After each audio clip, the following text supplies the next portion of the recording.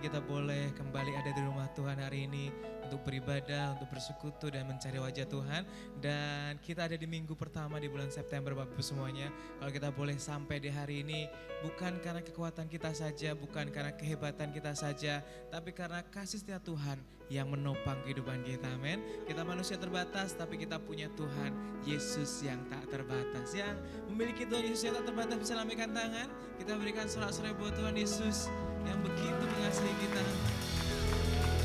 Kuasa Yesus tak terbatas, kasihnya tak terbatas. Hari ini kita juga akan mengambil bagian dalam perjamuan kudus. Kita akan bersekutu dengan tubuh dan darah Kristus. Itulah bukti nyata dari kasih Tuhan Yesus yang tak terbatas bagi setiap kita. Mari kita berdoa menyerahkan ibadah kita ke dalam tangan Tuhan. Allah Bapa kami yang baik, yang kami sembah, kami kenal di dalam nama Tuhan Yesus Kristus. Terima kasih untuk kesetiaan-Mu menyertai kehidupan kami sampai detik ini. Engkau setia Tuhan, tidak pernah meninggalkan kami, tidak pernah membiarkan kami. Engkau nyatakan kasih dan rahmat-Mu setiap hari dalam kehidupan kami. Kami bersyukur, kami sungguh bangga punya Tuhan seperti Engkau. Dan kami akan nyatakan ucapan syukur kami dalam ibadah kami, melalui pujian dan penyembahan kami. Biar Engkau disenangkan dengan seluruh keberadaan kami di sore hari Tuhan. Kami serahkan ibadah kami dari awal sampai akhir dalam tangan Tuhan. Biar Engkau bertahta penuh atas ibadah kami di sore hari ini. Dan kami yakin dan percaya langit di atas kami terbuka mencurahkan berkat-berkat yang terbaik bagi setiap kami. Di dalam nama Yesus kami berdoa. Haleluya. Amin. Mari naikkan pujian kita yang terbaik bagi nama Tuhan, sebab kasih-Nya kekal bagi setiap kita. Haleluya.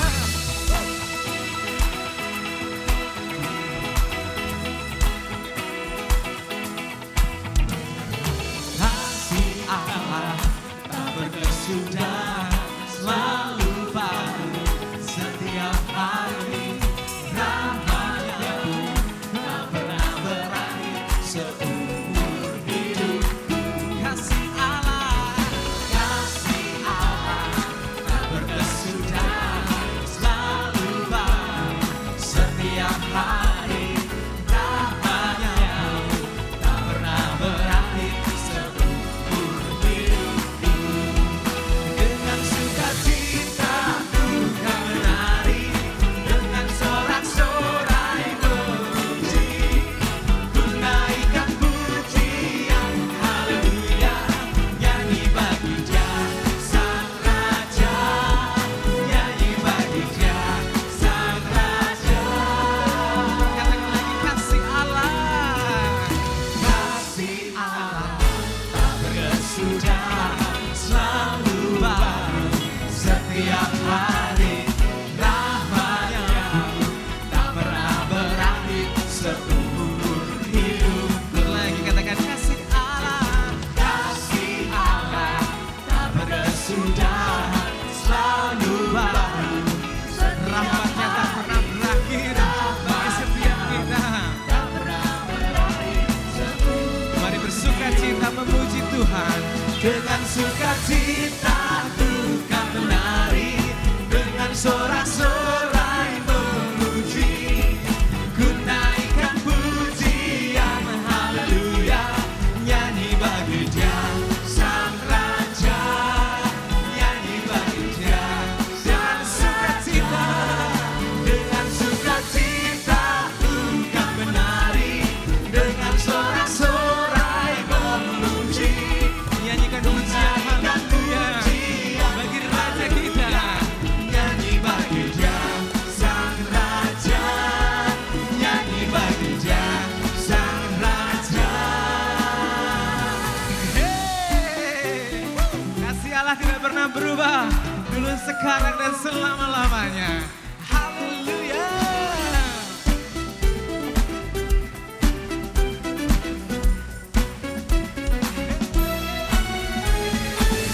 Sebab Allah mengasihi kita dengan kasih yang kekal, kesetiaan-Nya diwariskan turun-temurun bagi setiap kita orang percaya. Haleluya. Segenap hati katakan, dengan sukacita, dengan sukacita ku kan menang.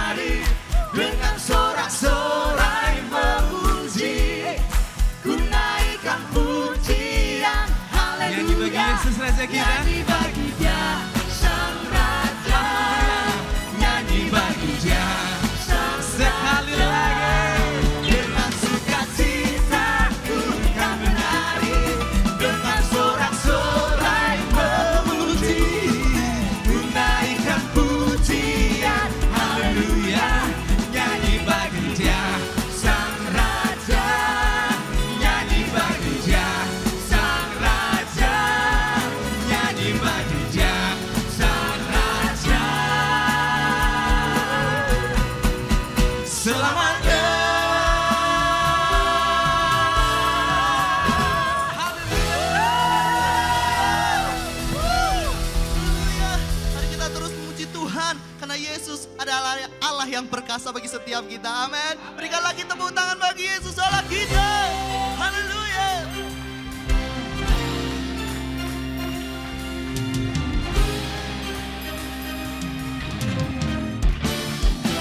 Mari nyanyikan. Yesus Tuhan Allah yang perkasa, segala kuasa di tangannya.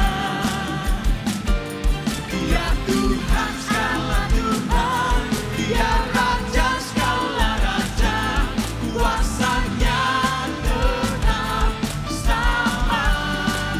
Katakan Yesus Tuhan, Yesus Tuhan Allah yang berkuasa, oh dulu sekarang dan selamanya. Mari nyatakan siapa Dia? Dia Tuhan segala Tuhan, Dia Raja segala Raja, kuasanya tetap sama. Puji Kau Tuhan, dengan kekuatanku, kuasa-Mu nyata dalam hidup ini. Ku sembah Kau Tuhan, baik siang dan malam.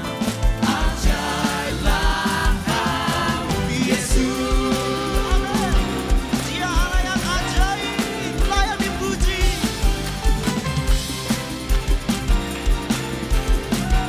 Lagi dengan segenap hati nyatakan, Yesus Tuhan Allah yang perkasa, segala kuasa di tangannya. Dia Tuhan segala Tuhan, Dia Tuhan segala Tuhan, Dia Raja segala Raja, kuasanya tetap sama. Yesus Tuhan, Yesus Tuhan Allah yang berkuasa, dan sampai selamanya, dulu sekarang dan selamanya. Katakan siapa Yesus? Dia Tuhan segala Tuhan, Dia Raja segala Raja, kuasanya tetap sama.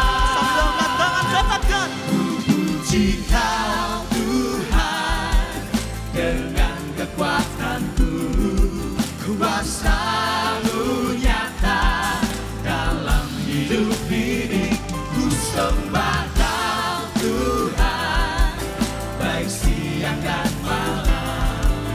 Ajaiblah Kau Yesus. Lagi puji Dia, ku puji Kau Tuhan, dengan kekuatan kuasa-Mu nyata dalam hidup ini. Ku sembah Kau Tuhan, baik siang dan malam. Ajaib, ajaiblah Kau Yesus. Ajaib, ajaiblah Kau Yesus. Ajaiblah Kau Yesus.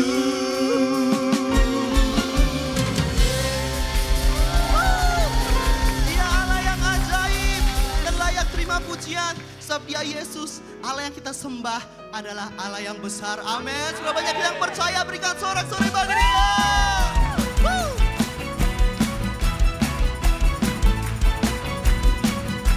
Mari katakan Dia Allah kita yang besar. Allah kita besar, Dia sungguh amat besar.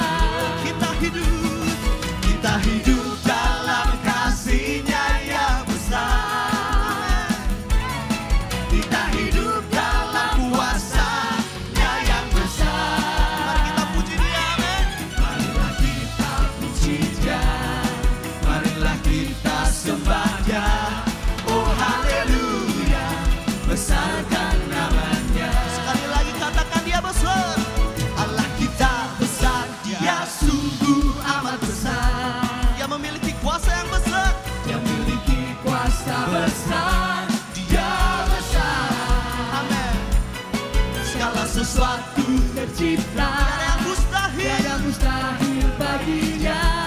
Ku miliki Allah yang besar, Dia yang terbesar. Oh, kita hidup dalam kasih-Nya yang besar.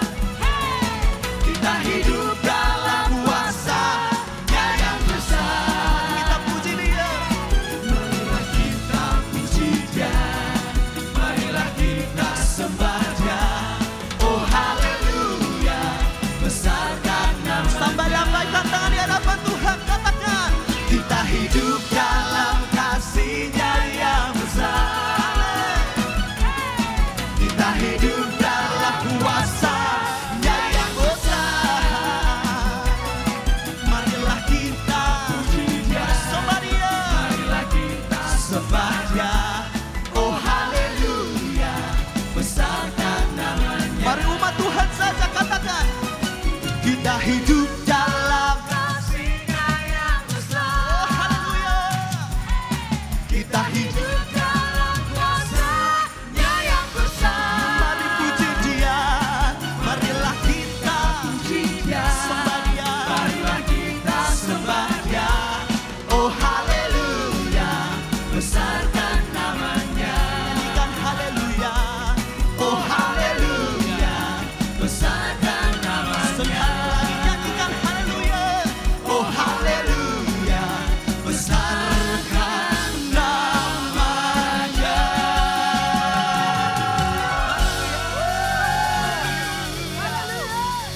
Umat pemenang, lebih dari pemenang. 20 our God. Haleluya. Dia Tuhan yang terbesar. Dia penguasa alam semesta ini. Yang mencipta dan memiliki hidup kita. Haleluya. Nyanyikan segenap hati, segenap kekuatan bersama. melukis cakrawala, merangkai jagat raya, pencipta alam semesta. Nyatakan pemilik kehidupan. Pemilik kehidupan yang sanggup menyelamatkan, dialah jalan kebenaran. Rindukan pribadinya. Kami rindukan kuasa lawatanmu, kebangkitan pasti terjadi. Oh, oh, oh, datanglah jam bertatap, kuat dan berkuasa, saat hati bersatu, menaikkan pujian, belenggu dipatahkan, mujizat dinyatakan. Jesus so great. Great is our God. Sungguh nama Yesus tiada duanya dan tiada bandingannya. Haleluya. Lagi nyanyikan. Melukis cakrawala, merangkai jagat raya, Dia pencipta alam semesta, alam semesta. pemilik hidup kita. Pemilik kehidupan yang sanggup menyelamatkan, Jalan dan kebenaran. Ya Yesus, sambil angkat tangan nyatakan. kami rindukan kuasa lawatanmu, kebangkitan pasti terjadi. Oh, oh, oh, datanglah dan bertatap, kuat dan berkuasa, saat hati bersatu, menaikkan pujian. Setiap belenggu dipatahkan, mujizat dinyatakan. Mujizat dinyatakan.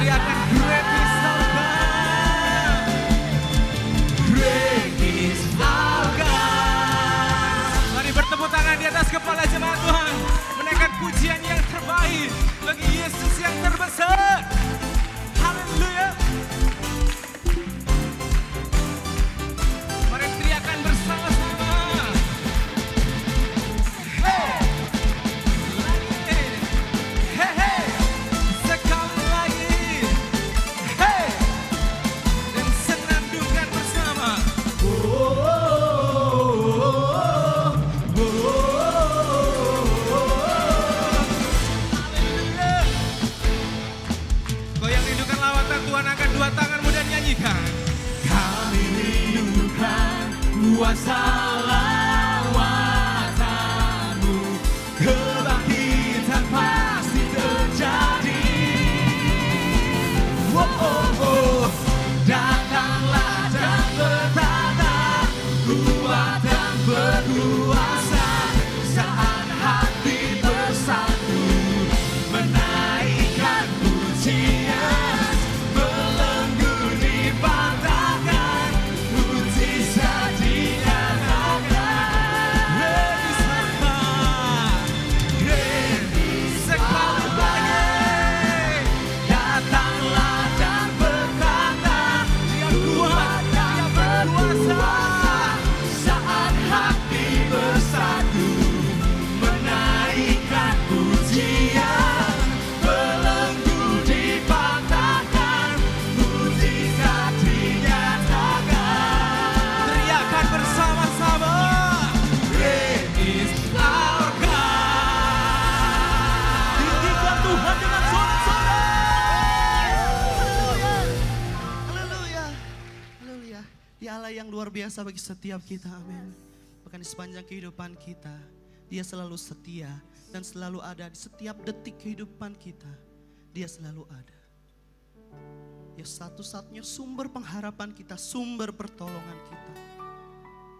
Mari pada sore hari ini, bawa seluruh hidup kita, berserah penuh dan berharap padanya.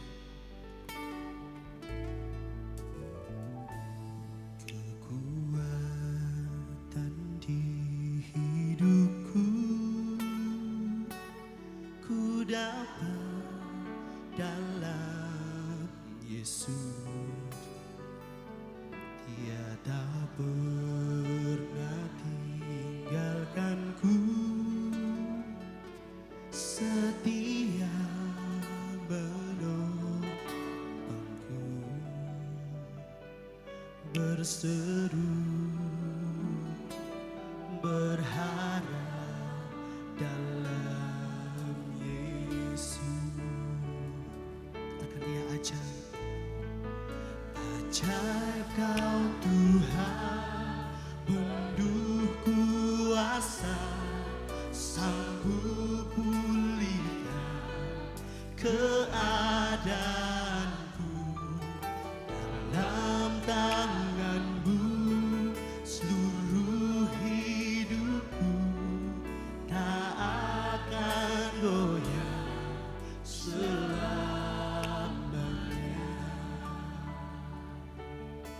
Mari katakan Dia kekuatan di dalam hidup kita. Kekuatan di hidupku, ku dapat dalam Yesus. Dia tak pernah tinggalkan, Dia tak pernah tinggalkanku, setia, setia menopangku. Mari setiap kita berseru padanya, berseru dan berharap, berharap dalam Yesus. Ajaib Kau Tuhan, ajaib Kau Tuhan, penuh kuasa, sanggup pulihkan keadaanku. Dalam tangan-Mu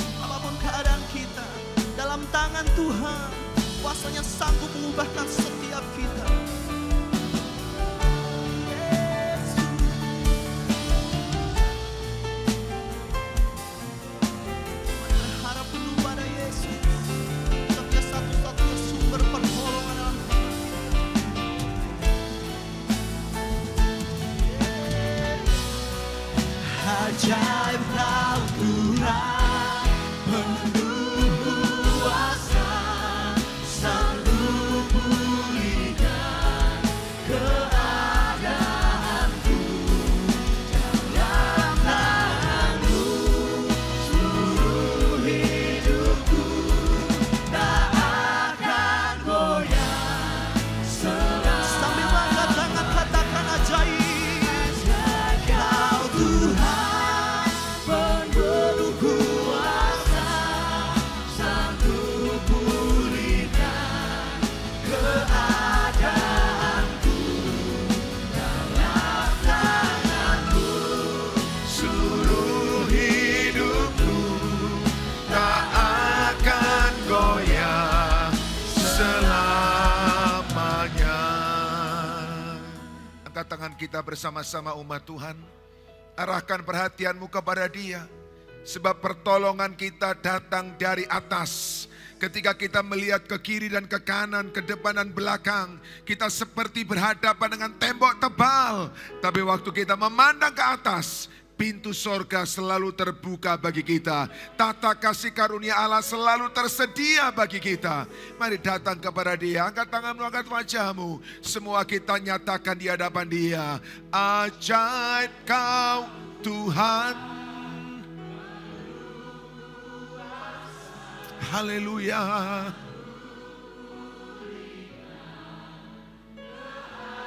Mari nyanyi dengan percaya. Nyanyi dengan yakin. Selalu ada jalan keluar dalam Yesus. Dia tidak mengenal jalan buntu. Dia tidak mengenal kemustahilan. Jemaat saja katakan ajaib. Angkat suaramu dan percaya kepada Dia. Terima kasih Tuhan. Engkau sanggup pulihkan hidup kami. Engkau sanggup tolong kami. Tidak ada yang sukar di hadapan-Mu. Terima kasih Tuhan.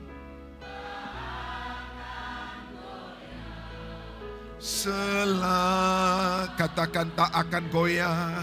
Tak akan goyah.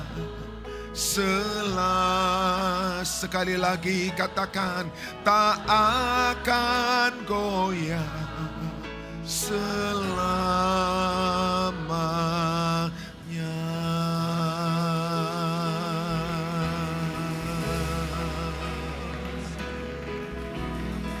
Sekarang mari sembah Dia. Nyatakan syukur kepada Tuhan. Terima kasih Tuhan.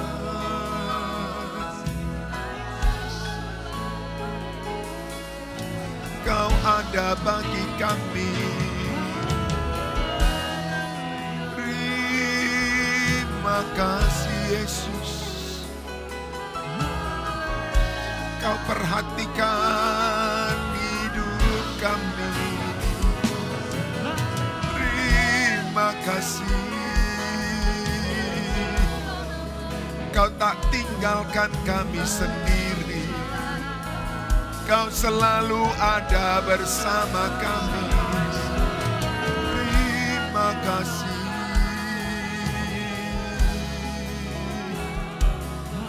Haleluya. Terpujilah Engkau Tuhan.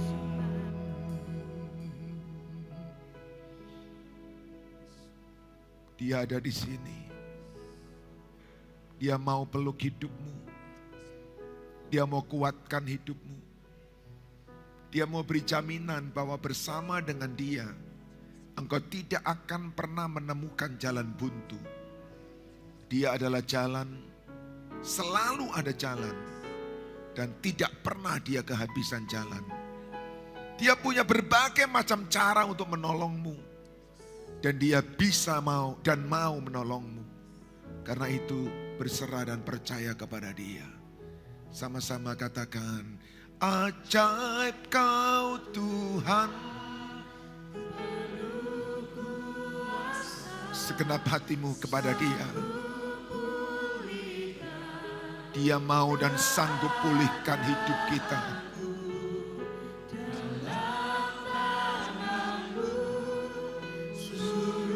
Yes, Lord.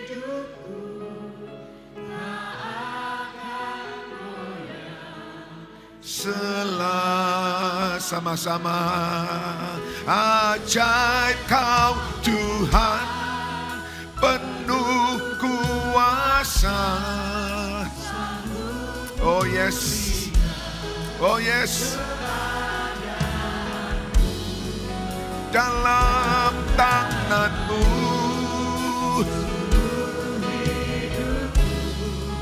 tak akan goyah.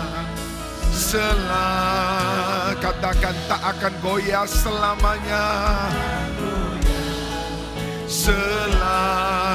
Sekali lagi, tak akan goyah selamanya.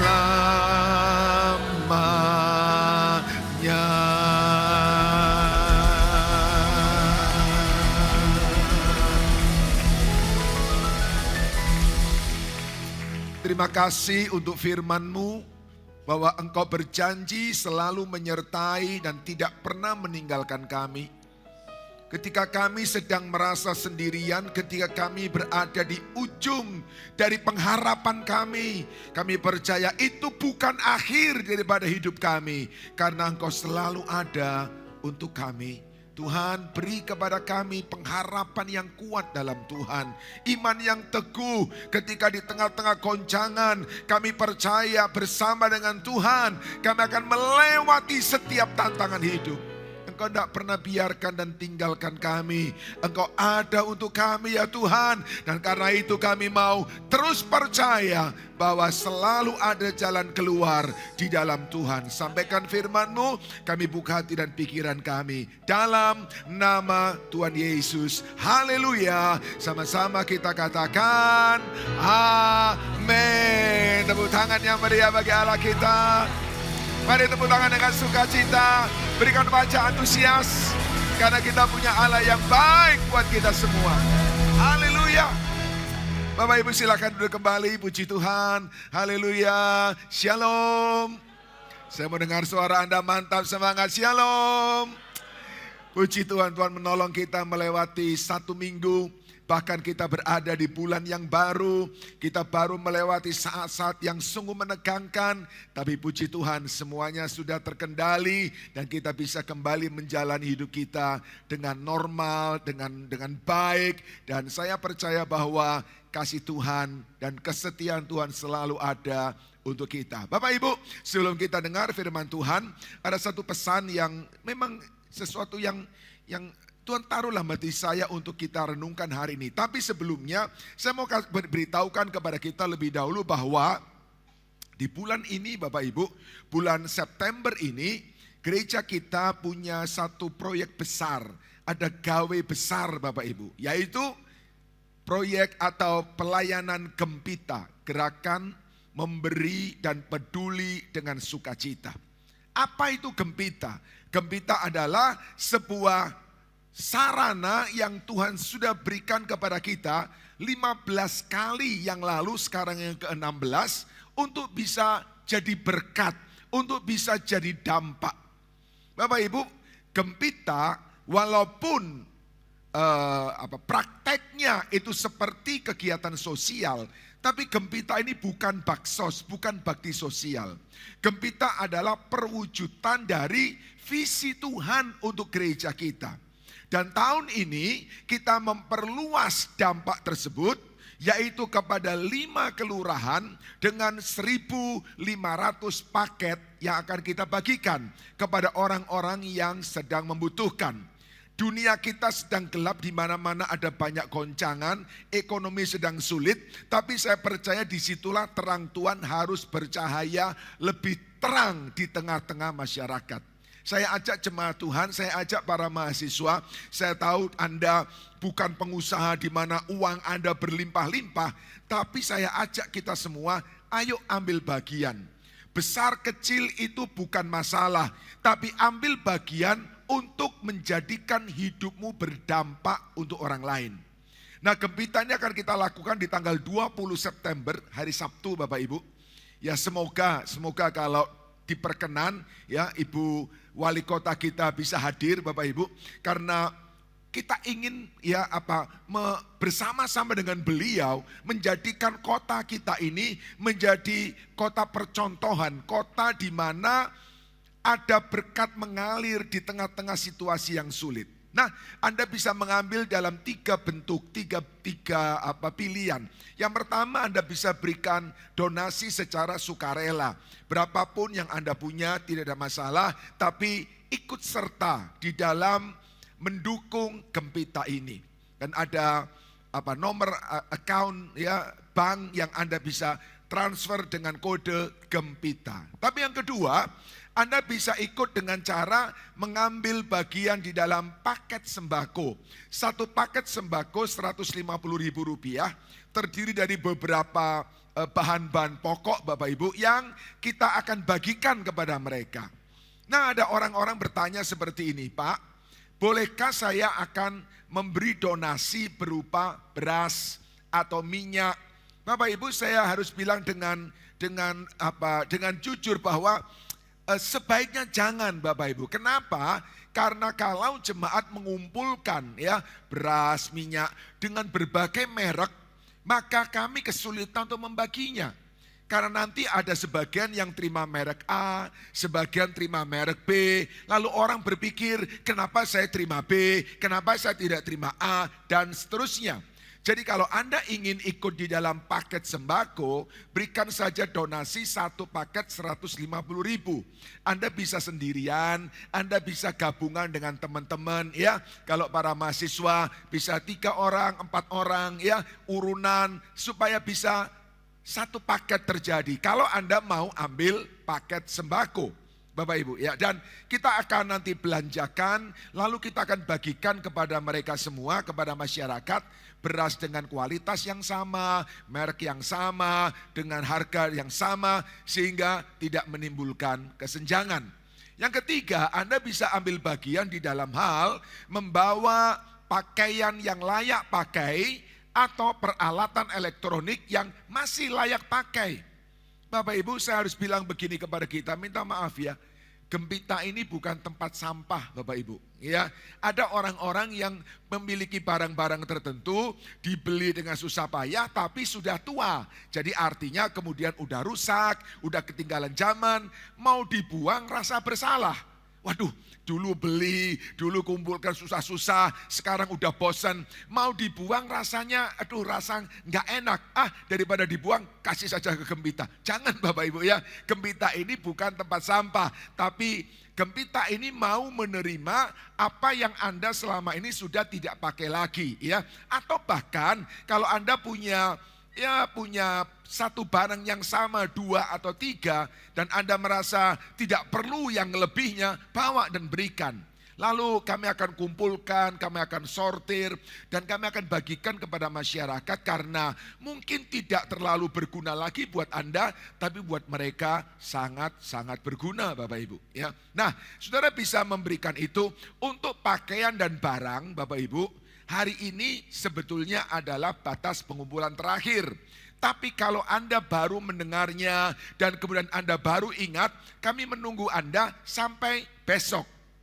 Kenapa besok? Kan acaranya baru tanggal 20 Pak. Ya, kami perlu mensortir, kami perlu memilah mana yang layak diberikan, mana yang mungkin kurang layak. Karena kami juga nggak ingin masyarakat menjadi, waduh, mentang-mentang karena kami miskin dikasih barang-barang jelek. Enggak, kami enggak mau seperti itu. Dan memang kami tidak pernah berpikir demikian. Jadi Bapak Ibu, ayo kita sama-sama kalau Anda mau di rumah ada barang-barang yang berlebih dan daripada enggak terpakai dan tidak jadi berkat, bawa biar itu bisa memberkati masyarakat di sekitar kita. 3 hal dengan memberikan donasi, yang kedua dengan ikut dalam paket sembako, dan yang ketiga dengan memberikan pakaian yang pantas pakai dan barang-barang elektronik yang masih layak pakai. Saya mengajak kita semua, ayo ikut serta. Ini adalah satu-satunya kesempatan yang kita ada di tahun ini. Tahun depan, ya kalau Tuhan kehendaki kita akan buat lagi. Tapi tahun ini Bapak Ibu, saya dorong kita semua, ayo ikut serta beramai-ramai kita memberikan atau memakai lahan ini untuk kita bisa jadi dampak. Sehingga pada akhirnya nanti ya kita bisa mempertanggungjawabkan di hadapan Tuhan visi yang Tuhan berikan, yaitu menjadi gereja yang berdampak. Kalau Anda membutuhkan informasi lebih lanjut, selesai ibadah di lobi samping ada tim pastoral yang akan menunggu Anda untuk bisa Anda berdiskusi dengan mereka dan menanyakan segala sesuatunya. Oke, baik. Sekarang tema yang saya ingin bagikan kepada Anda dalam 2 minggu ini. Sungguh saya bilang kepada kita semua, ini adalah tema yang belakangan Tuhan baru berikan. Saya sudah siapkan sesuatu yang berbeda. Tapi entah mengapa saya merasa di dalam beberapa hari terakhir ini ada sesuatu yang sangat berat di dalam menekan hati saya. Dan kemudian Tuhan katakan, sampaikan pesan ini kepada mereka. Dan hari ini kita akan renungkan sama-sama Bapak Ibu. Renungan kita atau firman Tuhan ini saya berikan judul yaitu hampir tenggelam. Nyaris tenggelam. Udah di ujung, Anda sudah tidak mampu lagi untuk melangkahkan kaki ke depan. Karena situasinya begitu sulit. Mungkin di awal-awal Anda masih bisa leluasa, masih bisa minta tolong ke kiri, masih coba untuk bermanuver ke kanan, masih bisa maju mundur. Tapi kemudian tekanan membawa Anda ke ujung. Dan Anda gak bisa kemana-mana lagi. Hampir tenggelam, nyaris tenggelam. Dan di saat yang seperti ini, di saat kritis seperti ini Bapak Ibu, Anda sangat membutuhkan keajaiban. Kita tidak lagi bisa berjuang dengan kekuatan kita. Kita tidak bisa lagi berusaha dengan apa yang ada pada kita. Kenapa? Karena semuanya sudah pada ujungnya. Kalau kita tidak ditolong, kalau tidak ada keajaiban, kita akan tenggelam benar dan hanyut di dalam badai hidup. Bapak Ibu, inilah yang menjadi makanan dalam hidup kita sehari-hari. Dan hari-hari ini menjadi begitu berat karena memang keadaannya sungguh-sungguh berat. Tapi saya mau bilang kepada kita, dengar baik-baik Bapak Ibu, Alkitab selalu memberi kabar baik kepada kita. Katakan sama-sama kabar baik. Come on, sama-sama katakan kabar baik. Dan kabar baik yang saya mau berikan kepada Anda di tengah-tengah badai yang begitu mengerikan Bapak Ibu adalah bahwa Alkitab memberi janji, Alkitab memberi pewahyuan kepada kita. Saya berharap kita menangkapnya, lalu hati kita bisa jadi besar. Doa saya buat kita semua adalah, walaupun badai masih ada, walaupun goncangan akan ada lagi, tapi biar hati kita menjadi besar, karena Tuhan menyingkapkan sebuah kebenaran yang esensial dalam hidup kita. Mari kita baca Bapak Ibu. Mazmur 139 ayat yang ke-16. Mazmur 139 ayat yang ke-16. Semua ya, saya berharap Anda coba hari ini, sore ini, fokuskan konsentrasi Anda sungguh-sungguh supaya Anda memahami lalu Anda pulang. Saya berharap betul Bapak Ibu, khususnya buat Anda yang hampir tenggelam, Anda bisa bangkit. Lalu Anda bisa lepas dari situasi yang menyudutkan Anda. Mari kita baca. Mazmur 139 ayat yang ke-16. Semua kita baca sama-sama. Kalimat pertama kita mulai. 1, 2, 3. Engkau melihat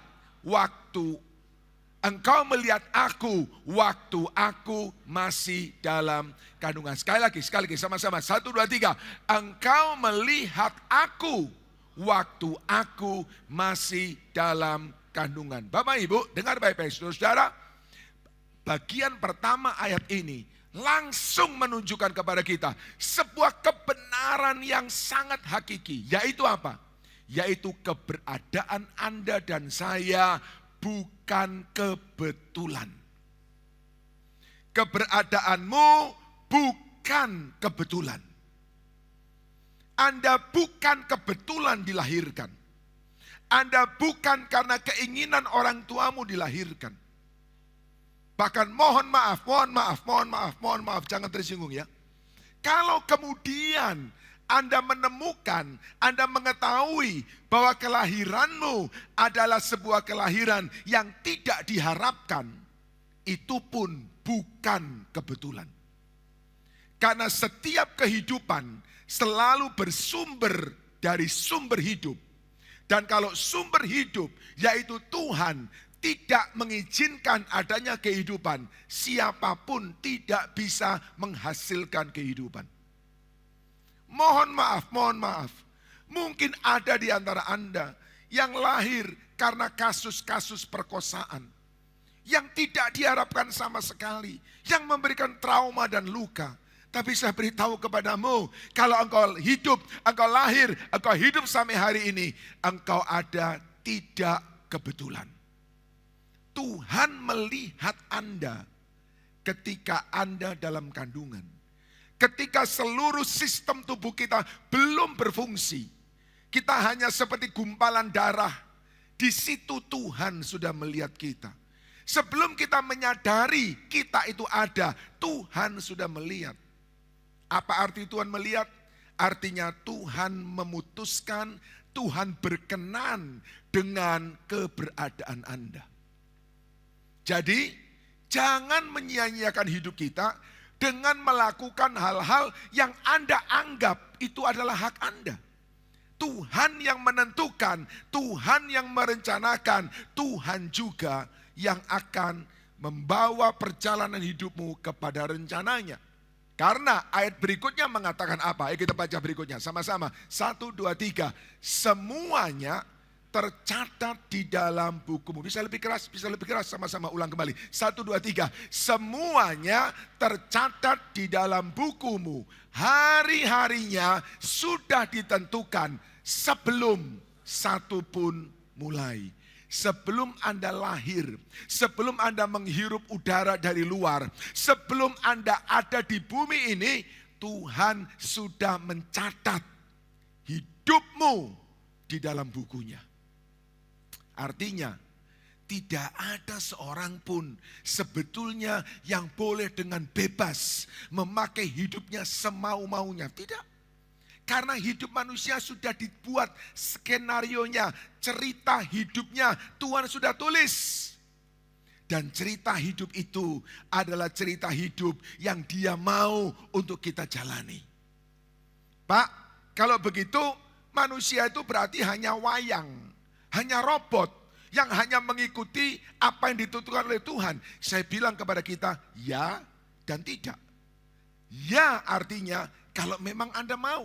Dan Anda percaya bahwa yang sudah diskenariokan Tuhan itu baik. Dan Anda mau mengikutinya. Anda menyerahkan diri untuk berjalan di dalam cerita hidup Tuhan. Tapi di sisi yang lain, Anda bisa saja berkata enggak mau.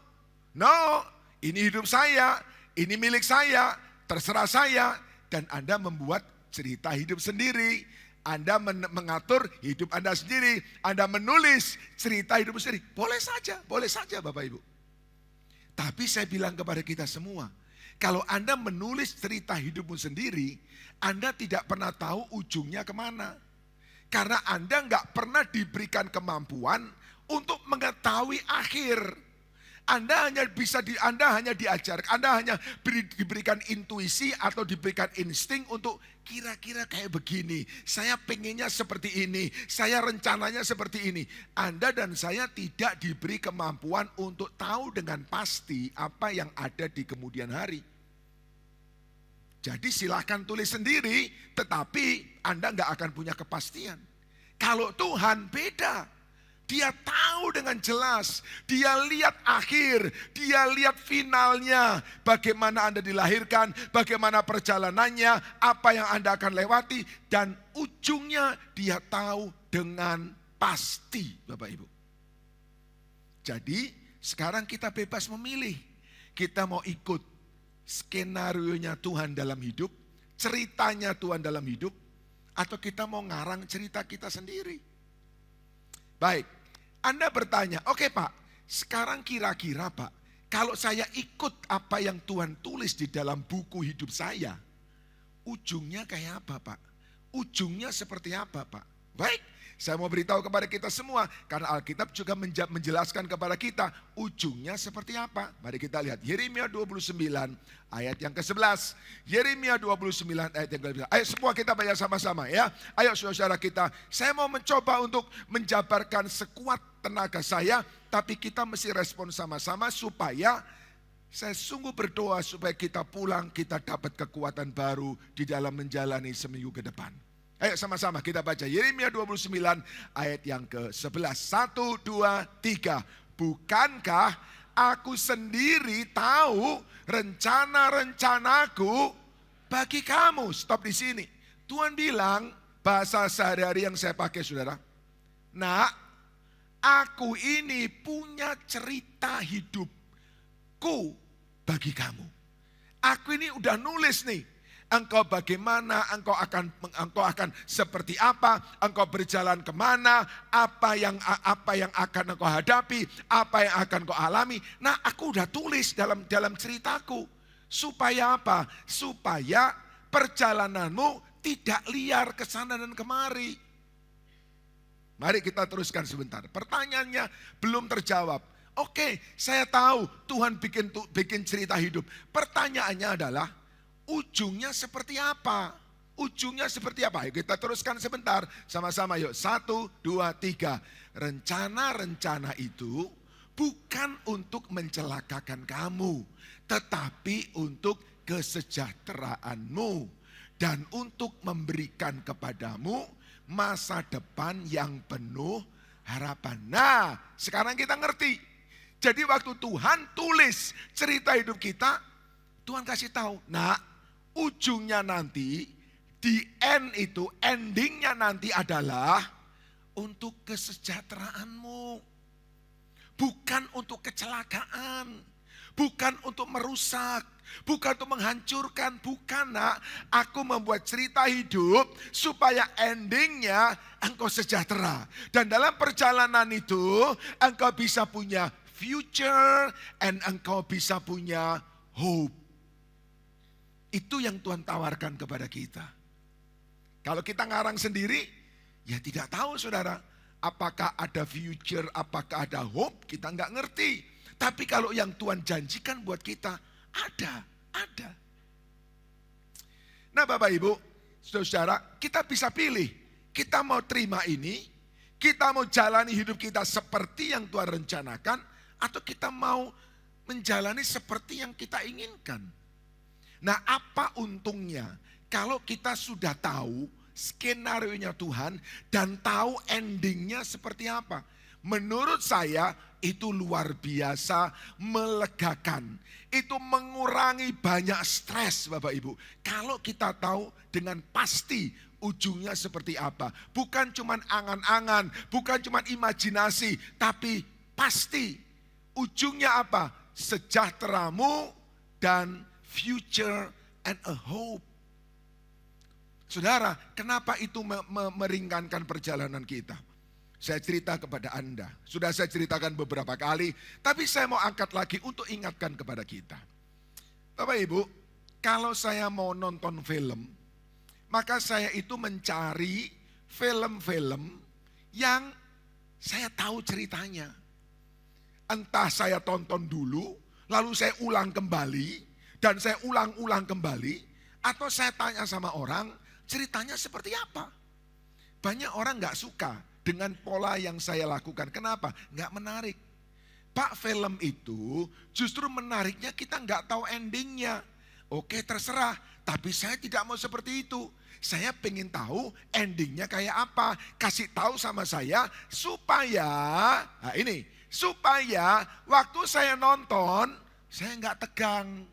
Saya santai, saya rileks. Kenapa? Tahu endingnya. Yang di tengah-tengah mau naik turun, mau jungkir balik, mau ngalami berbagai macam hal yang sangat mengerikan. Saya senyum saja, tenang-tenang saja. Kenapa saudara? Karena saya tahu endingnya. Nah ada orang gak setuju, ya gak apa-apa. Pak, justru asiknya nonton film itu kita gak ngerti. Jadi kita tegang, habis ini bagaimana ya? Habis ini terjadi apa ya? Kalau kemudian deg-degan sekali, waduh, kok sampai seperti itu? Nanti bagaimana? Ya terserah, buat saya kalau saya nonton film, saya mau santai. Mana yang Anda pilih? Mana yang Anda pilih? Terserah saudara-saudara. Tapi menurut saya mau menikmati relax. Ya, makanya saya nggak habis pikir saudara. Ada orang yang sukanya nonton film horor. Udah bayar, ya, udah buang waktu, ditakut-takutin lagi. Udah begitu, pulang dari nonton, rasanya terus membayangi. Itu apa namanya itu, roh jahat itu membayangi. Coba bayangkan, itu kan nggak enak sekali toh. Ada orang nonton film di televisi lah, di rumah lah, di situ wah tengkar, di sini nangis. Loh, yang tengkar di situ kok yang nangis ini? Saya tuh pikir, wah kenapa kamu begitu? Kalau saya nggak peduli, mau tengkaro kayak apa, mau cekcok kayak apa, saya tahu ujungnya bahagia, ujungnya senang, ujungnya harmonis. Kan enak seperti itu kan? Well, enggak apa-apa saudara. No problem. Kenapa? Karena ini adalah pilihan masing-masing. Buat saya, enaknya seperti itu. Tapi saya kasih tahu sama Anda, hidup kita dalam Tuhan juga kayak begitu sebetulnya. Tuhan kasih endingnya. Dan endingnya itu ending kesejahteraan. Untuk kesejahteraanmu. Supaya engkau punya hari depan, engkau punya harapan. Jadi dengar baik-baik saudara, dengar ini semuanya. Di dalam Tuhan tidak ada nasib sial. Saya ini ngotot-ngotot, suara saya sudah parau ya saudara ya. Diem aja ngeliatin begitu. Saya butuh respon Anda. Karena saya percaya kalau kita ngerti, kita pulang, kita tidak akan lagi bisa dijepit di situasi yang akan menenggelamkan Anda. Jadi saya percaya setiap orang percaya kepada Tuhan tidak ada nasib buruk, tidak ada nasib sial. Jadi Anda tidak perlu buang sial. Oh ya, itu di belakang sini saudara, di area belakang sini ada satu kali ada tulisan gede. Datang si A untuk bikin acara buang sial. Enggak perlu. Ya kalau mereka monggo sajalah. Tapi buat kita tidak ada yang disebut dengan sial. Kenapa? Karena Alkitab bilang rancanganku, cerita hidupku untuk kamu adalah cerita hidup yang membawa kesejahteraan. Kalau kita yang tulis, ya enggak tahu saudara, bisa sial juga saudara. Oke, baik saudara. Jadi, mari kita mengerti bahwa dalam perjalanan ini Tuhan sudah membuat skenario. Kalau Anda setuju dengan pandangan saya bahwa saya mau tahu ceritanya, saya mau tahu akhirnya, maka kita akan melewati hari-hari kita walaupun ada jungkir balik, walaupun ada banyak goncangan, tenang saja, tenang saja. Saya nonton film tenang saudara, saking tenangnya sampai tertidur. Dan tiba-tiba bangun film selesai. Rugi bayar saudara, tapi enak juga lah. Kenapa? Tenang, saya enggak bingung dengan apa yang terjadi di sana. Kenapa? Endingnya saya tahu. Endingnya saya sudah pahami. Bapak Ibu yang dikasihi Tuhan, di dalam perjalanan hidup kita, saya berharap kita seperti itu. Sehingga ketika hari ini terjadi sesuatu, minggu depan terjadi sesuatu, bulan depan terjadi sesuatu, kita itu enggak goyang-goyang terus, bimbang, cemas, takut, panik. Nah sekarang, kalau Anda tahu bahwa hidupmu sudah diatur, sudah ditulis oleh Tuhan dan endingnya itu sejahtera. Nah sekarang saya kasih tahu kepada kita, endingnya sejahtera. Tapi perjalanannya ini bisa beraneka ragam saudara. Apa yang menjadi kriteria berkualitasnya sebuah film? Ya bagaimana alur ceritanya? Saudara, kalau Anda nonton film, lalu film itu isinya begini. Ada keluarga bahagia, istrinya cantik, suaminya ganteng, mereka hidup bahagia, baru menikah, rasanya semuanya menyenangkan, punya anak, anaknya lucu, anaknya cantik, anaknya ganteng, anaknya masuk sekolah, di sekolah dia pinter sekali, jadi juara, dan ketika masuk SMP, masuk di sekolah yang terbaik, dan ketika sekolah terbaik, jadi juara, sekolahnya baik, nilainya baik, raportnya baik, kuliahnya baik, bahkan wisuda dengan terbaik, masuk kerja, kerjanya jadi kerja terbaik, gajinya baik, punya istri, istrinya baik, punya anak, anaknya baik, kemudian masa tuanya baik, kesehatannya baik, mati. Mau nonton film gitu? Iki film opo kayak begini, gitu kan? Anda bilang, apa? Walaupun baik, mati. Tapi Anda juga nggak suka tuh nonton film lahir sengsara, orang tua meninggal, hidup di dalam panti asuhan, sekolah nggak selesai, hidup dibully sama teman-temannya, cari kerja nggak dapat, coba kerja nggak bisa, jual koran akhirnya dibaca sendiri, jual roti dihabisin sendiri karena nggak laku-laku, cari istri selingkuh, punya anak cacat pula, hidupnya susah, sakit, penyakit, sakit, mati. Anda juga nggak suka toh lihat film begitu toh? Film yang menarik gimana saudara? Kadang di atas, kadang jatuh di bawah, kadang bingung, kadang muncul misteri, kadang muncul hal-hal yang kita nggak duga. Setuju? Halo? Setuju? Gitu lebih baik ya? Iya.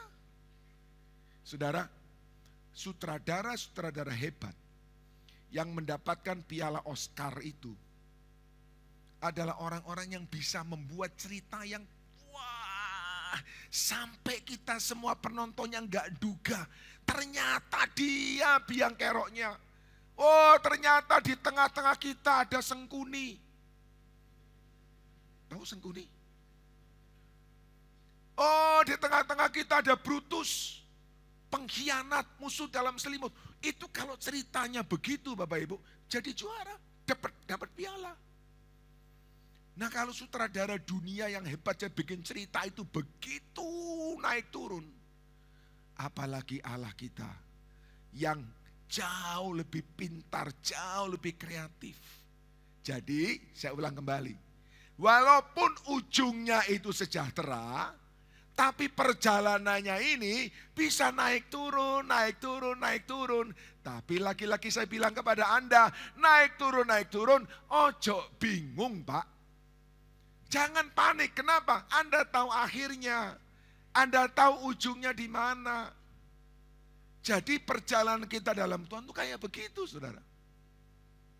Ada pelajaran-pelajaran khusus dalam setiap keadaan di dalam sekolah kehidupan. Itulah yang disebut dengan naik turun, gelombang yang naik turun. Dan pelajaran khusus hari ini yang Tuhan mau kita belajar bersama-sama adalah bagaimana Anda merespon badai yang datang. Anda nanya, loh Pak kok diizinkan badai datang? Loh saya bilang kepada kita semua, itu kan suka-suka penulis skenario hidup kita toh. Kalau Anda sudah percaya sama dia, sudah serahkan saja sama dia. Percaya saja sama dia. Nanti cerita hidupmu menjadi cerita yang sangat menarik. Pak nggak mau, saya mau tulis sendiri. Yo silakan. Tapi kalau Anda tulis sendiri, Anda tidak pernah bisa memastikan akhirnya. Jadi bagaimana, ini sekarang satu segmen yang kita belajar. Bagaimana Anda merespon badai yang datang. Dan sasaran pelajaran hidup kali ini adalah bagaimana respon hati kita. Katakan sama-sama respon hati. Mohon keras sama-sama, respon hati. Saudara saya mau beritahu kepadamu. Pelajaran respon hati adalah mata kuliah inti. Tidak ada seorang pun yang bisa lolos dari mata kuliah ini. Tidak ada. semua kita pasti akan diuji dalam respon hati. Dan kalau Anda belum berhasil, kalau masih marah, kalau masih menggerutu, kalau masih berontak, akan kembali lagi. Kenapa saudara? Karena Tuhan ingin kita lulus. Jadi kalau belum lulus, ulang lagi. Saudara, ada orang bilang sama saya begini, Pak, saya ini capek, Pak. Kenapa? Itu loh, Pak. Orang yang pegawai saya itu loh, Pak, ganggu saya terus. Tiap kali bikin masalah. Saya itu jengkel, saya itu capek, Pak. Saya bilang kepada dia, jangan kamu capek. Yang perlu kamu lakukan adalah kamu lulus. Saudara, bayangkan Anda ikut mata kuliah, tidak lulus, ikut kedua kali, tidak lulus, lalu Anda datang sama dosennya, Pak dosen, saya sudah kedua kali ini, 3 kali ikut ini, saya capek Pak dosen. Kira-kira dosen bilang gini, oh ya sudah deh, kamu gak usah ikut, kamu lulus. Gitu saudara? Enggak mungkin, betul? Kalau kamu capek, berusahalah untuk lulus. Tuhan juga ingin kita lulus di dalam mata kuliah inti dalam sekolah kehidupan, namanya respon hati. Yuk kita sekarang lihat bagaimana cerita yang kita akan pelajari hari ini. Matius pasal 14 ayat 22 sampai 27, cerita yang sangat lazim, cerita yang kita sudah tahu. Saya sudah membacanya berkali-kali, mengkhotbahkannya berkali-kali, tapi ada sesuatu yang saya ingin kita semua pahami. Kenapa? Karena cerita ini adalah menggambarkan tentang bagaimana respon di tengah badai. Dan hari ini mungkin ada di antara Anda yang sedang ada di tengah badai. Mungkin hari ini Anda sudah lolos badai pertama. Tapi ada kemungkinan badai yang lain datang. Karena skenario hidup kita itu bisa dibuat berulang kembali. Ada baiknya kita belajar bersama-sama. Matius 14 ayat 22 sampai 27. Ayo kita lihat sama-sama ya. Ikuti ya, ikuti saya. Ayo ucapkan sama-sama ayat ini Bapak Ibu. 1, 2, 3. Sesudah itu Yesus segera memerintahkan murid-muridnya naik ke perahu untuk mendahuluinya ke seberang. Sementara itu ia menyuruh orang banyak itu pulang. Dan setelah orang banyak disuruhnya pulang, Yesus naik ke atas bukit untuk berdoa seorang diri. Ketika hari sudah malam, ia sendirian di situ. Perahu murid-muridnya sudah beberapa mil jauhnya dari pantai dan diombang-ambingkan gelombang karena angin sakal. Di dalam cerita ini, di awal ini ada 2 kelompok orang. Yaitu kelompok orang banyak dan kelompok murid-murid. Dua-duanya kalau Anda baca cerita sebelumnya Bapak Ibu, dua-duanya mereka menikmati mujizat pelipat gandaan 5 ketur roti dan 2 ekor ikan. Dua-duanya. Mereka menikmati makan roti wonder bread. Waduh, saya itu gak bisa bayangkan saudara. Roti yang Tuhan Yesus ciptakan itu kayak apa nikmatnya. Tapi mereka makan. Dan setelah mereka makan, kenyang sisa 12 bakul, Alkitab menulis seperti itu. Maka Yesus menyuruh murid-muridnya naik perahu ke seberang dan menyuruh orang banyak untuk pulang. Murid-muridnya disuruh melanjutkan perjalanan, orang banyak disuruh pulang. Saya tanya saudara, Anda pilih jadi murid atau Anda mau pilih jadi orang banyak? Hah? Wah, luar biasa.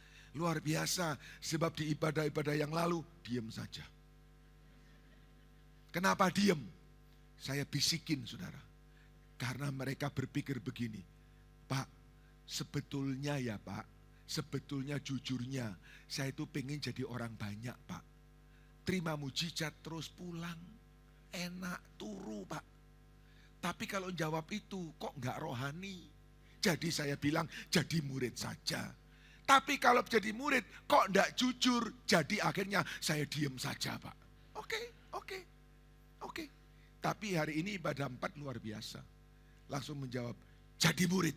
Oke, setelah jadi murid Anda ikut kan? Lalu Anda pergi menyeberang. Lalu dalam perjalanan itu bagian terakhir dikatakan, lalu angin menghantam gelombang, angin menghantam perahu itu, gelombang menghantam perahu itu. Waduh, mereka dihantam naik turun, goyang-goyang dan sebagainya. Saya tanya saudara, ketika mereka dihantam gelombang dan perahu mereka itu seperti akan tenggelam, saya tanya saudara, tolong jawab ya.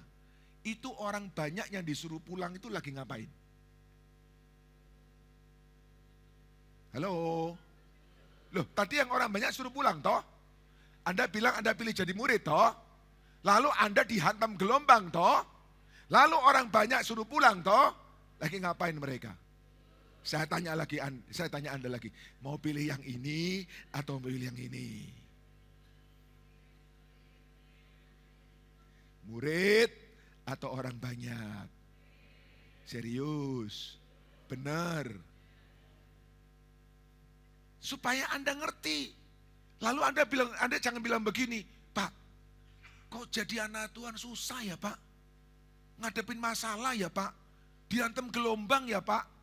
Itu teman saya, sama-sama ke gereja, tapi hidupnya kayak gitu, pacaran ora karu-karuan, kok hidupnya baik-baik saja? Kok saya ngadepin banyak masalah ya Pak? Berapa banyak orang kayak begini? Saudara, namanya murid itu ya memang begitu. Nah kalau orang banyak suruh pulang, setelah pulang ngapain? Tidur saudara. Muridnya ini waduh, kok berapa? Macam-macam lah saudara. Terus ya, belum selesai. Kira-kira jam 3 malam, datanglah Yesus kepada mereka berjalan di atas air. Ketika murid-muridnya melihat dia berjalan di atas air, mereka terkejut dan berseru, itu hantu. Lalu berteriak-teriak karena takut. Coba bayangkan, di dalam gelombang yang begitu mengerikan, datang pertolongannya dianggap bencana. Hantu, wah setan itu. Saudara bayangkan, kenapa seperti itu? Karena saking takutnya mereka. Kira-kira jam 3 malam. Bapak Ibu, menurut peneliti Alkitab, murid-murid itu mulai keluar ya, mulai naik perahu itu sekitar jam 6 sore. Masuk akal. Kenapa saudara? Karena peristiwa sebelumnya masih ingat, Yesus melipat gandakan 5 kotor roti dan 2 ekor ikan. Itu kan dia khotbah sepanjang hari kan. Dari pagi orang kumpul banyak sekali. 5.000 laki-laki, kira-kira 15.000 orang. Yesus khotbah sepanjang hari. Mereka tidak ada makan siang. Gak ada lunch break, gak ada Bapak Ibu ya. Gak ada coffee break, gak ada. Dengar terus. Lalu menjelang sore, mereka harus pulang. Kalau tidak bahaya, karena itu padang gurun. Dan ketika mereka pulang, Yesus bilang kepada murid-muridnya, saya kasih tahu ya, itu kalau mereka nanti pulang gak dapat makan, mereka lelah di jalan, capek di jalan, bahaya buat mereka. Jadi kasih mereka makan. Murid-muridnya bilang, 15.000 orang, cari kasih mereka makan di mana? Oke, itu cerita yang lain. Singkat cerita, pokoknya akhirnya 5 kotor roti 2 ekor ikan cukup untuk membuat mereka makan kenyang. Lalu kemudian Yesus suruh murid-muridnya untuk menyeberang. Itu kira-kira jam 6 Bapak Ibu. Jam 6 sore. Kapan Yesus datang untuk menemui mereka di tengah-tengah badai? Jam 3 subuh. Berapa jam mereka bertarung melawan badai? 9 jam. Waduh. Mungkin mereka pikir, ngerti gitu aku kayak orang banyak itu pulang ya. Tidur di rumah enak, kita sekarang ngadapin begitu banyak masalah. Saudara, itu pelajaran yang Yesus mau, itu skenario. Nah kalau mau pulang ke rumah ya monggo, buat cerita sendiri dan tidak akan mendapatkan pelajaran-pelajaran apapun. Tapi di situ kemudian mereka bisa melihat hal yang luar biasa, bahwa ada pertolongan di tengah-tengah situasi yang hampir tenggelam. Karena segera Yesus berkata kepada mereka, tenang, aku ini, jangan takut. tenang, aku ini aku, nak ini aku, jangan takut. Murid orang banyak nggak pernah berjumpa dengan Yesus. Nggak pernah mengalami pengalaman dengan Yesus. Murid-murid ngalami, oh aku tahu Yesus itu seperti apa. Oh aku bisa lihat, aku bisa merasakan jalan bersama dengan Yesus seperti apa. Itu bedanya murid dengan orang banyak. Dan mereka ada dalam kapal Bapak Ibu ini. Sebetulnya nggak jauh perjalanan mereka dari Tabga. Tabga itu tempat di mana pelipat gandaan 5 ketur roti 2 ekor ikan itu dipercaya terjadi. Lalu mereka itu akan pergi ke Betsaida. Jadi menyeberangnya itu bukan ke sana, ya. Bahasa Jawa bagus sekali Bapak Ibu. Bukan menyeberang tapi melipir. Nah, kita tidak temukan bahasa Indonesianya apa Saudara? Tahu? Melipir. Jadi berjalan apa itu? Apa itu? Menyusuri. Oke lah. Jadi sebetulnya itu 1 jam paling lama udah nyampe Saudara. Tapi karena ada badai 9 jam. Tuhan engkau ini kayak gimana sih? Naik 5 meter, dihajar jatuh. Mengerikan sekali. Tapi itu skenario yang Tuhan bilang, yang Tuhan tuliskan dalam hidup mereka supaya apa? Supaya mereka punya pengalaman hidup bersama dengan Tuhan.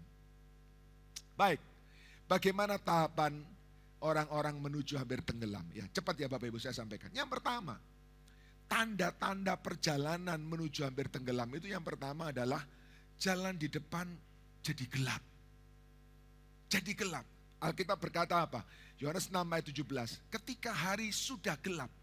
Hari itu memang sudah menjelang gelap. Jam 6 sore Bapak Ibu. Ya, jadi matahari sudah mulai akan tenggelam. Tapi gelapnya malam itu ketika mereka naik kapal itu tidak biasa. Tidak natural. Gelapnya itu aneh. Karena dalam bahasa aslinya dipakai kata gelap itu skotia. Yaitu totally dark. Mereka tahu itu masih jam 6. Tapi mereka lihat, jam 6 ini kok gelap kayak begini ya. Gak biasa nih seperti ini. Gak sebagaimana yang mereka alami setiap hari. Ada keadaan yang suram. Keadaan yang membingungkan. Kenapa bisa seperti ini? Gak ada jawabnya Saudara. Dan mereka mulai was-was. Ada apa ini ya? Kok danau ini gak sebagaimana yang biasanya mereka kenal. Mereka itu orang di situ, tinggal di situ, lahir di situ, mencari nafkah. Mereka tahu betul perilaku danau. Hari itu something wrong. Mereka lihat gelap di luar, lalu mereka mulai merasa gelap di dalam. Waduh, ada apa ini? Waduh, ada masalah apa ini? Itulah tahapan pertama orang masuk di dalam situasi hampir tenggelam. Mulai merasa gak beres ini. Ada sesuatu yang gak normal ini. Tapi gak tahu apa. Tapi ada insting berkata ini kayaknya gak bagus. Yang kedua, setelah mereka mulai apa ini? Yang kedua, lalu mereka berjalan, angin mulai datang. Mulai ada badai, mulai ada gelombang. Dan mereka beberapa jam yang lalu, baru mereka sama-sama Yesus. Dan mereka tahu bahwa Yesus bisa buat mujizat. Tapi kali ini Yesus gak sama-sama mereka. Yesus ada di bukit dan berdoa. Dan mereka sedang panik. Yesus di mana? Yesus di mana? Saudara, kadang dengar ini Bapak. Kadang Yesus dengan sengaja anaknya berseru kepada dia, dengan sengaja dia tidak segera datang. Saudara harus ngerti kebenaran ini. Supaya imanmu jangan digoncang oleh iblis dengan mengatakan bahwa "Dah mana Tuhanmu itu? Engkau berdoa gak dijawab, engkau berdoa gak ada penyelesaian." Tidak. Saya kasih tahu sama Anda, ada saat-saat di mana Yesus tidak segera datang untuk menolong. Ketika orang berikan utusan kepada Yesus dan kasih tahu di Betania bahwa Lazarus sakit. Lazarus itu sahabat dekatnya Yesus. Marta, Maria, Lazarus ini keluarga yang sangat dekat dengan Yesus. Diberitahu Lazarus sakit. Normalnya Bapak Ibu, kalau kita dikasih tahu sahabat kita sakit dan sakitnya parah, normal bilang apa? Langsung akan datang. Yesus tidak. Dia masih ke sini, dia masih ke sana. 4 hari. Orang bilang kebangetan ini. Terlalu ini. Tapi memang dia sengaja buat itu untuk apa? Untuk memberi kepada kita sebuah pelajaran. Dia melakukannya bukan dengan tujuan jahat. Dia melakukannya dengan tujuan yang baik. Artinya apa? Dia mau kita belajar terus percaya kepada dia. Tanpa peduli dengan apapun yang terjadi di bumi ini. Merasa sendirian. Yang ketiga, kemudian setelah sendirian, lepas kendali. Mereka ada di tengah danau dan dihantam badai. Murid-muridnya sudah beberapa mil jauhnya dari pantai.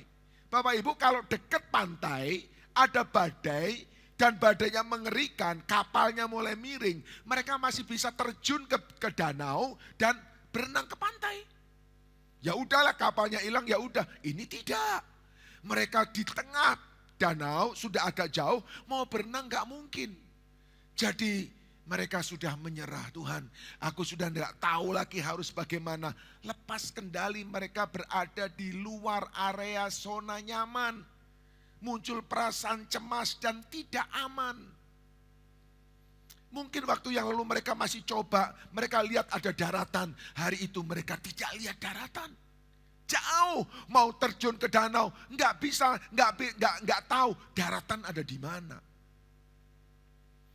Lalu mereka berhadapan dengan kekuatan besar yang menghadang mereka. Para murid beberapa mil dari pantai diombang-ambingan gelombang karena angin sakal. Ada a great wind that blew yang melawan mereka. Nggak bisa lagi mereka mencoba mengatasinya. Mereka tuh nelayan, sangat ngerti bagaimana menghadapi badai. Hari itu mereka give up. Hari itu mereka berkata, Tuhan nggak bisa lagi. Mungkin ada di antara Anda yang sedang berhadapan dengan kekuatan besar. Siapa? Orang-orang yang mungkin punya kedudukan tinggi. Atau orang-orang yang berada di atas Anda. Atau kekuatan-kekuatan yang sedang mengancam Anda, sedang menekan Anda. Ada great wind, ada badai besar. Hari ini banyak badai-badai seperti itu Bapak Ibu. Karena banyak orang-orang di atas, orang-orang yang diberikan otoritas, menggunakan otoritasnya seenak dan semau mereka. Akhirnya setelah perjuangan yang luar biasa, akhirnya mereka menyerah. Akhirnya mereka terombang-ambing. Alkitab berkata mereka sangat kesulitan, mendayung dengan susah payah, berjuang melawan angin dan ombak. Perjuangan yang tidak mendatangkan kemajuan apapun. Sudah berjuang, sudah berusaha, sudah melakukan yang terbaik. Datang lagi kepada dosen, kembalikan itu catatan, itu paper yang dicoret-coret. Dosen bilang perbaiki, kembalikan lagi. Waktu dikembalikan lagi, dosen bilang perbaiki lagi. Loh Pak, yang salah di mana? Ini salah, perbaiki lagi. Ternyata yang disalahkan adalah hal yang sama yang lalu disalahkan. Lalu kita bilang, iki dosen karepe piye toh? Anda mau melawan tidak bisa. Kenapa? Dia punya kuasa. Dia punya otoritas. Anda sedang berhadapan dengan kekuatan besar. Anda berjuang dan Anda lelah. Tidak ada kemajuan apapun. Anda maju 1 meter, dihajar mundur 3 meter. Susah payah maju 2 meter, dihempaskan 5 meter. Jadi tidak heran perjalanan yang 1 jam jadi 9 jam Bapak Ibu. From bad to worse, even worst. Dari yang buruk jadi lebih buruk, bahkan sangat buruk. Hampir tenggelam, give up. Bapak Ibu, itu yang terjadi. Dan itu adalah skenario hidup yang memang terjadi dalam murid-muridnya dan mungkin juga terjadi pada kita dan mungkin sekarang kita mengalaminya. Tapi sekali lagi, dengar baik-baik. Saya mau beritahu kepada Anda, jangan lihat momen itu. Kalau Anda sedang dalam proses hampir tenggelam, jangan lihat momentum, lihat ujungnya. Lihat akhirnya. Lihat perjalanan yang Tuhan sudah skenariokan untuk hidupmu. Karena Alkitab tulis, Markus pasal 6 ayat 48. Ketika, ayo baca sama-sama yuk, kita baca sama-sama. 1, 2, 3. Ketika ia melihat, katakan ia melihat. Katakan Yesus melihat. Katakan Yesus tahu. Yesus tahu perjuanganmu. Yesus tahu pergumulanmu. Yesus tahu engkau dihantam badai. Yesus tahu ketika Yesus melihat betapa payahnya mereka mendayung karena angin sakal. Susah payah. Maka kira-kira jam 3 malam. Jam 3 malam, 9 jam kemudian. Kok begitu lama Pak? Kok begitu lama Pak? Kenapa itu kan jam 6 kan? Jam 6, jam 7 angin mulai datang. Kenapa enggak ditolong jam 7? Kenapa enggak ditolong jam 8? Jam 12 malam itu mengerikan. Puncak yang sangat gelap. Kenapa enggak ditolong? Kenapa nunggu sampai jam 3? Kenapa 9 jam? Mungkin buat sebagian orang menunggu Tuhan datang menolong. Mungkin butuh 9 hari, mungkin butuh 9 minggu, mungkin butuh 9 bulan, mungkin 9 tahun. Pertanyaannya kenapa lama sekali Tuhan? Jawabannya minggu depan saudara. Supaya Anda datang lagi minggu depan. Kenapa? Panjang, jawabannya panjang. Nanti kita enggak selesai. Tapi lihat ujungnya.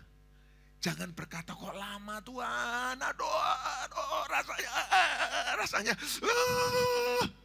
Udah leh, aku bikin cerita hidupku sendiri. Jangan. Lihat ujungnya. Karena jam 3 dia datang kepada mereka. Jam 3 malam dia datang. Saya tidak tahu berapa lama Anda sudah menunggu untuk Tuhan datang dalam hidupmu. Tapi dengar baik-baik ya. Semakin lama Anda menunggu dia datang, berarti semakin dekat dengan kedatangannya. Jam 7 malam sampai jam 3 itu jauh. Jam 9 malam sampai jam 3 itu 6 jam. Mereka nunggu jam 10, jam 11. Tapi setiap kali mereka lebih dekat, mereka menunggu lebih lama, mereka lebih dekat kepada kedatangan Tuhan. Jadi lihat ujungnya, jangan lihat lamanya ini. Kalau lihat lamanya capek saudara. Kapan? Lihat bahwa ia akan datang kepada mereka. Dan hari ini saya mau pastikan kepada kita semua, Tuhan Yesus pasti datang untuk menolongmu. Karena dia sudah tulis cerita hidupmu. I will come, aku akan datang. Cuman memang dia nggak bilang sama kita jam berapa. Tapi karena kita tahu ujungnya, ya udah tunggu saja. Nggak usah tegang, nggak usah panik, nggak usah khawatir. Nanti akan datang ujungnya. Dia datang kepada mereka. Pertanyaan berikutnya adalah, ini saya masuk pada bagian akhir. Tolong semua fokus sama-sama. Ia datang kepada mereka ngapain? Ngapain? Ia datang kepada mereka ngapain? Alkitab tulis, ia datang kepada mereka sama-sama berjalan di atas air. Yuk sama-sama, 1, 2, 3. Berjalan di atas air. Lebih keras sama-sama, 1, 2, 3. Berjalan di atas air. Pertanyaannya adalah untuk apa? Untuk apa dia jalan di atas air? Kenapa dia harus jalan? Mbok sudah terbang, gitu kan saudara. Lebih cepat toh. Atau langsung di perahu mereka, lebih cepat. Atau dia ada di bukit dan dari bukit dia perintahkan, hai danau, tenang. Apakah dia bisa begitu? Bisa, tapi dia tidak melakukannya. Why? Kenapa dia berjalan di atas air? Mau tunjukkan bahwa dia hebat? Mau show off akan kekuasaannya? Bukan. Bagian ini yang membuat saya kemudian berkata, Tuhan, Engkau memang ajaib. Saudara, dengar ini. Dengar, semua dengar ya baik-baik ya. Fokus, ini bagian yang saya mau bagikan kepada Anda sangat penting.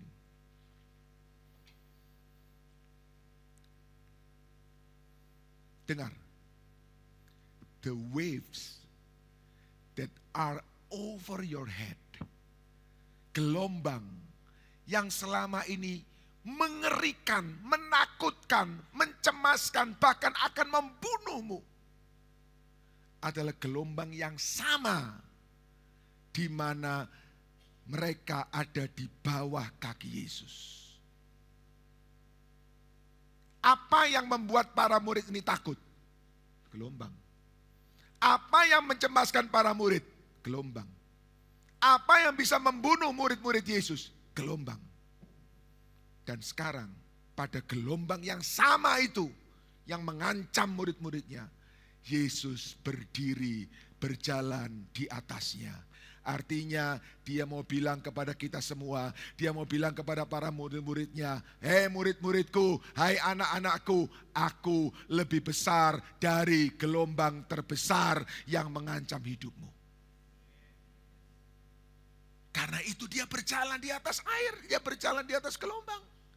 Untuk kasih tahu, apapun gelombang hidupmu, aku lebih besar dari itu semua.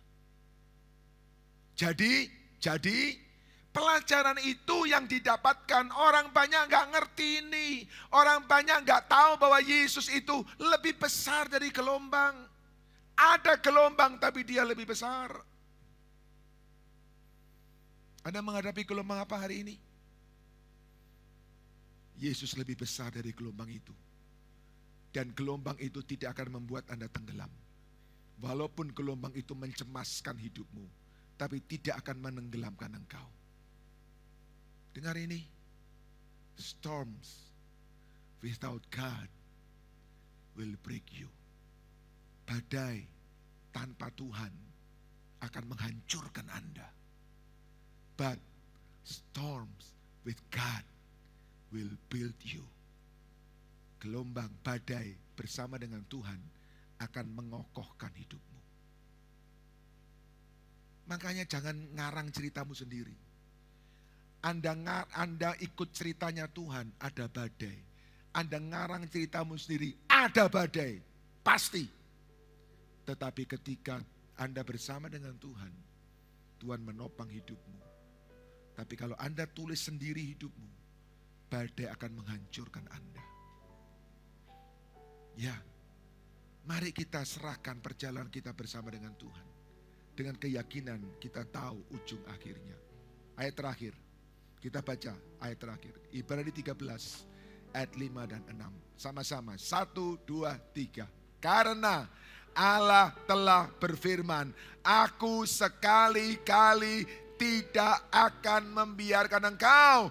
Dan aku sekali-kali tidak akan meninggalkan engkau. Amin.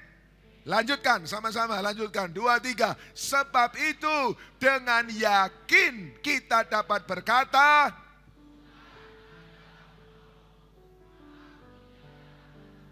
oke. Tapi ngomongnya tidak dengan yakin. Ngomongnya belum dengan yakin. Hari ini saya mau ajak Anda semua. Ayo bangkit berdiri. Pegang roti di tangan kita. Saudara, dengar ya. Saya tidak sedang mengajar Anda untuk jadi orang optimis. Dengar. Saya tidak mengajar Anda untuk orang-orang berpikir positif. Tidak. Saya sedang mengajar Anda jadilah orang beriman. Dan iman itu ada dasarnya. Dasarnya adalah firman Tuhan. Korban Kristus bagi kita. Dan Anda sekarang pegang. Anda sekarang pegang. Siapa yang belum terima roti dan anggur, angkat tangan. Siapa belum terima roti dan anggur, angkat tangan. Pak, di situ ada. Di situ ada. Tolong jangan turun tangan dulu. Oke. Siapa belum terima, tolong angkat tangan. Dengar. Perjamuan kudus hanya untuk mereka yang sudah percaya Yesus sebagai Tuhan dan Juru Selamat. Yang belum, please tolong jangan terima Yesus. Karena perjamuan kudus adalah bukti korban Kristus kepadamu. Dan kita harus percaya.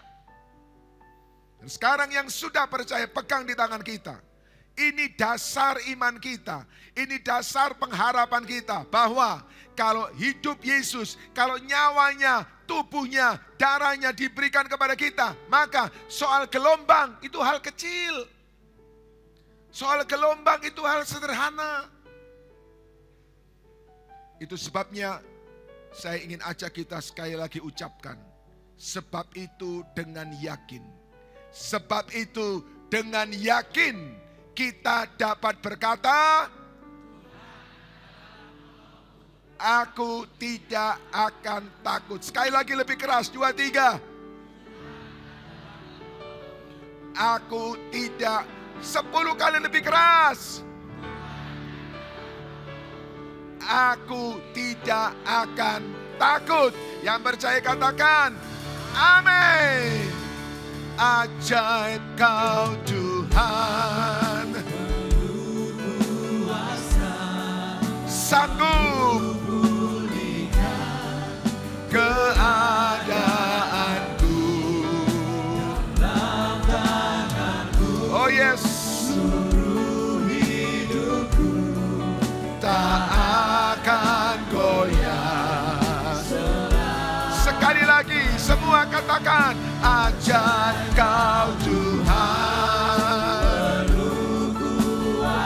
sanggup pulihkan keadaanku.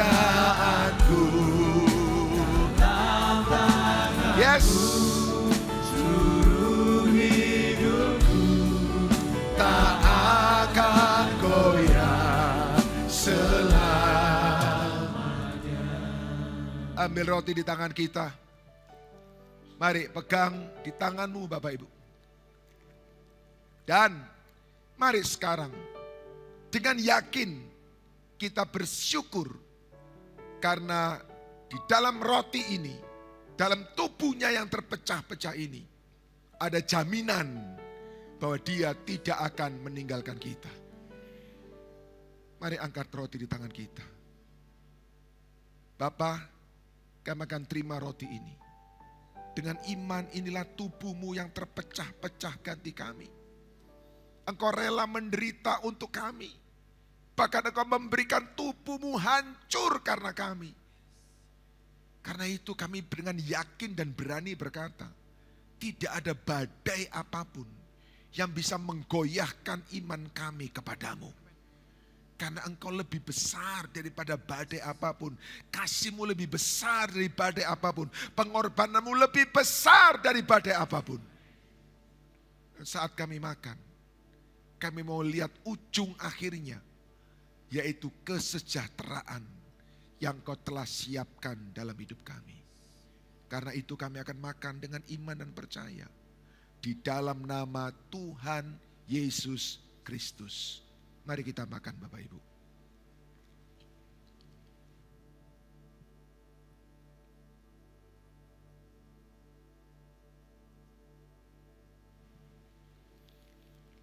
Angkat cawan di tangan kita. Dalam cawan ada anggur. Anggur biasa. Tapi kita terima dengan iman. Inilah darah Kristus. Darah yang tercurah bagi kita. Anda tahu apa yang Anda dapatkan ketika Anda terima darah Kristus? Yang pertama, dosamu diampuni. Tidak ada yang bisa mengampuni dosa. Perbuatan baik tidak bisa. Amal tidak bisa. Ibadah tidak bisa. Dosa harus dibayar dengan kematian. Dan Yesus mati dan curahkan darahnya untuk kita. Yang kedua, darah Kristus memulihkan hidup kita. Yang ketiga, darah Kristus menyembuhkan kita. Apapun penyakitmu, Dia mau sembuhkan. Karena darahnya berkuasa untuk menyembuhkan. Dengan iman dan percaya kita akan terima. Tuhan kuduskan kami. Dengan iman kami terima anggur ini adalah darah-Mu yang tercurah bagi kami. Kami terima dalam nama Tuhan Yesus. Mari kita minum Bapak Ibu.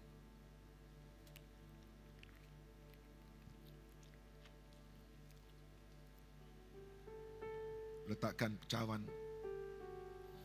Mari, sekarang kita letakkan keyakinan dalam hati kita.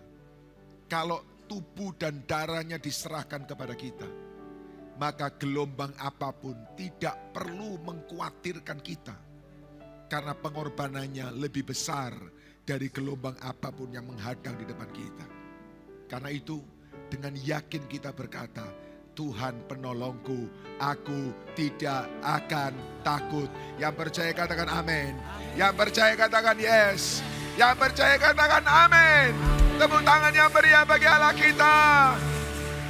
Sama-sama. Ajaib kau Tuhan, penuh kuasa, keadaanku,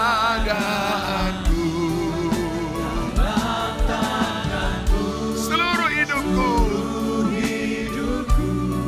tak akan goyah selamanya. Semua dengan segenap hati, dengan lebih keras katakan, Tuhan sanggup keadaanku dalam tangan-Mu, seluruh hidupku tak akan goyah tak akan goyah, tak akan goyah. Sekali lagi katakan, tak akan goyah selamanya.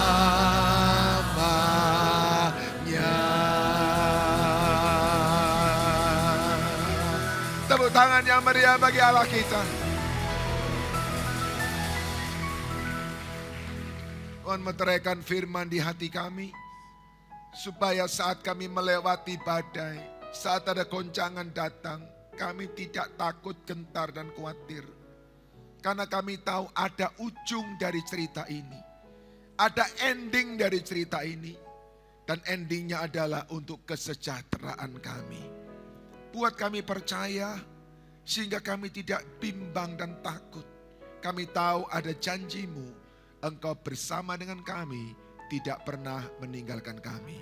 Terima kasih meteraikan firman, kami mau hidup di dalam firman Tuhan. Dalam nama Tuhan Yesus. Haleluya. Sama-sama katakan amin. Haleluya. Bapak Ibu silakan duduk kembali. Sebelum kita memberi persembahan, saya sampaikan lebih dahulu kepada kita bahwa besok malam akan ada night worship di tempat ini. Night worship adalah kesempatan untuk kita mengalami perjumpaan dengan Tuhan. Ya, besok malam kita akan berdoa khususnya buat Anda yang ada di hampir tenggelam, ada di ujung daripada perjalanan hidup Anda. Please datang. Jangan biarkan badai terus akan menenggelamkan Anda. Kita akan berdoa supaya Anda bisa kuat, Anda bisa bangkit kembali, dan Anda bisa lanjutkan perjalanan Anda dengan kepala tegak. Besok malam jam 6 di tempat ini. Baik, sekarang kita berdoa untuk persembahan kita. Bapak Ibu berikan lewat online setiap persembahan dan perpuluhan Anda. Ini minggu yang pertama, Tuhan perintahkan kembalikan perpuluhan, lakukan Bapak Ibu dengan taat, dengan setia. Kami dorong Anda berikan lewat online, tapi kalau Anda ingin memberikan lewat tunai, maka Ushers akan bantu Anda dengan memberikan envelope. Siapa butuh envelope untuk persembahan tunai bisa angkat tangan, Ushers akan bantu Anda. Siapa membutuhkan envelope untuk persembahan tunai bisa angkat tangan Bapak Ibu. Ya, jangan turun tangan dulu, barangkali Ushers belum lihat tangan Anda, sabar sebentar Bapak Ibu. Ya, siapa lagi membutuhkan envelope bisa angkat tangan? Ushers akan bantu Anda. Oke, baik. Sudah semua? Kalau sudah, kita berdoa bawa persembahan kita. Bapak, kami bawa persembahan kami. Terima kasih buat uang gaji yang Tuhan berikan. Kami mau bawa 1/10, kami mau bawa persembahan kami. Karena kami percaya di dalam ketaatan kami, Engkau buka tingkap langit dan berkati kami. Biarlah setiap rupiah dibawa, dipakai untuk melayani jiwa-jiwa, mendukung setiap program, dan akhirnya mempermuliakan nama Tuhan. Terima kasih Bapa. Dalam nama Tuhan Yesus kami bawa persembahan kami. Haleluya. Sama-sama katakan amin. Berikan dengan sukacita, Tuhan memberkati kita. Ku bersyukur padamu Tuhan, buat kasih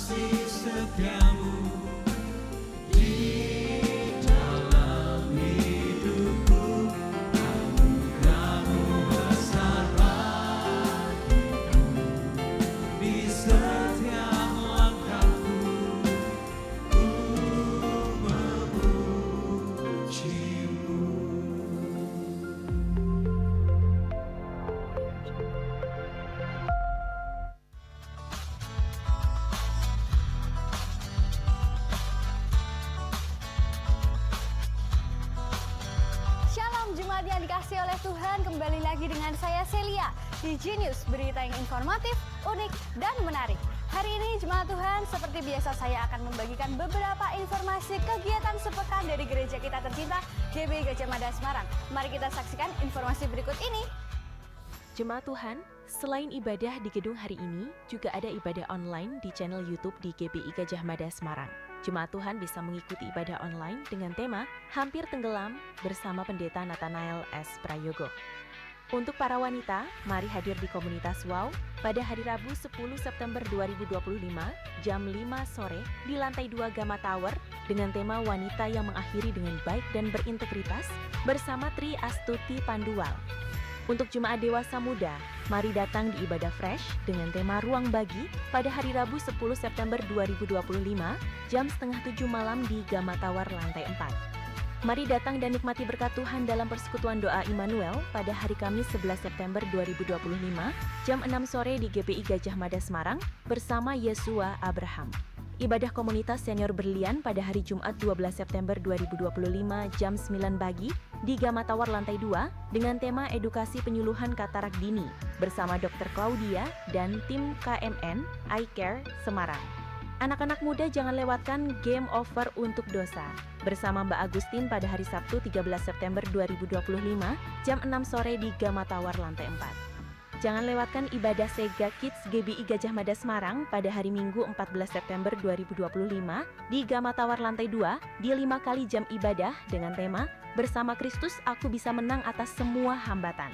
Untuk para remaja, jangan lewatkan ibadah Epic Teen pada hari Minggu 14 September 2025 di Gamma Tower lantai 4 di 5 kali jam ibadah dengan tema Infinity. Bagi jemaat yang ingin melihat dan mendownload beberapa foto kegiatan di GBI Gajah Mada Semarang, maka bisa mengunjungi galeri kegiatan gereja di website gbigajahmada.com dengan mengikuti panduan yang tertera di tampilan yang ada. Jemaat Tuhan, mari terus membangun kehidupan doa dalam rumah doa. Setiap malam jam 8:45 rumah doa diadakan secara online melalui Zoom, meeting ID dan passcode langsung bisa dilihat di aplikasi GBI Gamma setiap harinya.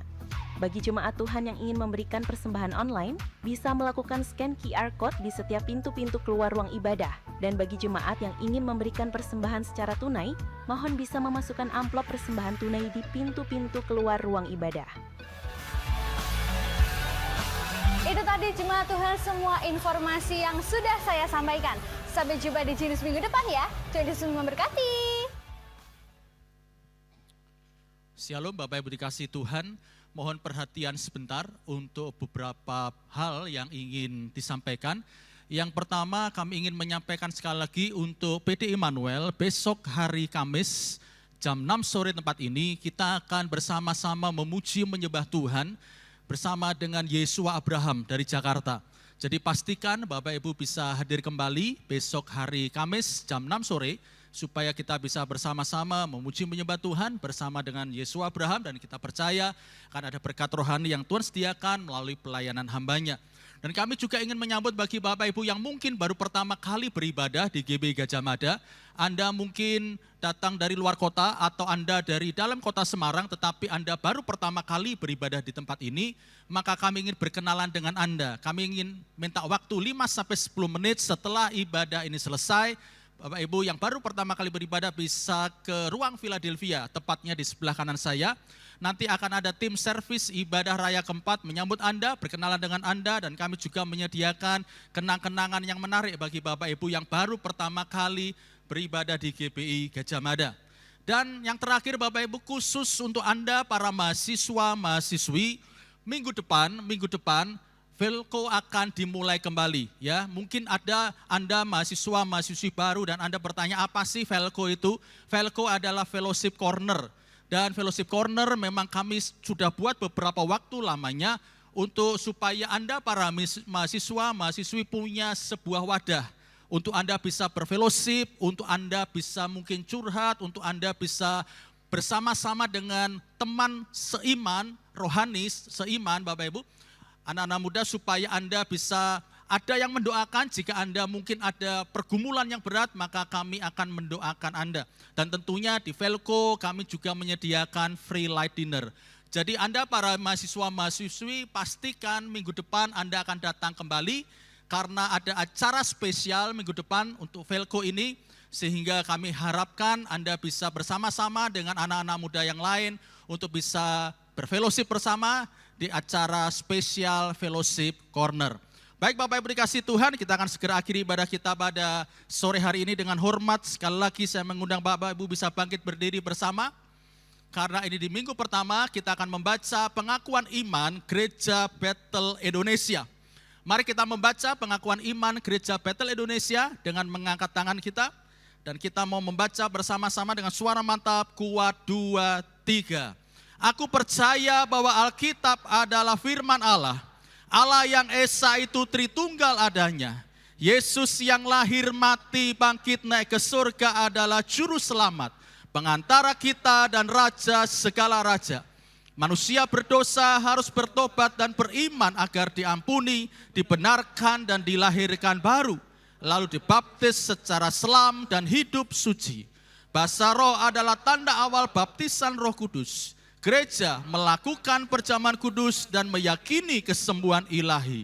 Tuhan Yesus akan datang kembali, ada kebangkitan tubuh, kerajaan 1000 tahun, hukuman kekal dan hidup kekal. Yang percaya katakan, amin. Berikan tepuk tangan sorak-sorai bagi Yesus Raja segala raja. Baik Bapak dikasih Tuhan, mari bersama-sama kita kepalkan tangan kita, teriakan ya kita, mantap, semangat, semangat GBI Gajah Mada. Lebih antusias, lebih disiplin, lebih produktif. Yes, yes, yes. Kita hidup dalam kasih-Nya yang besar.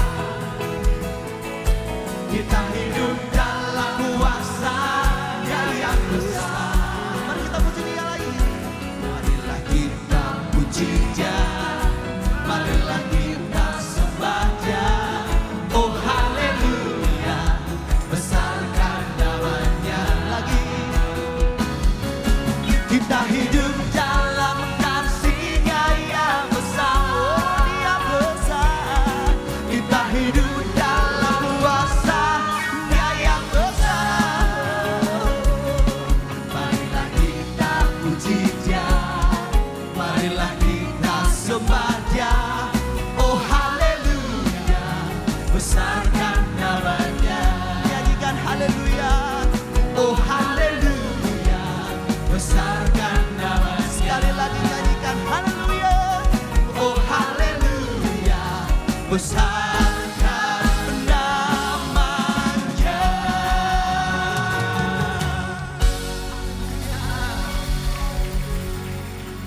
Mari suami istri gandeng tangan bersama, Bapak Ibu buka tangan kita, terima berkat Tuhan dan katakan amin untuk setiap doa berkat yang saya ucapkan. Alami dalam hidupmu, engkau adalah orang-orang yang diberkati oleh Tuhan.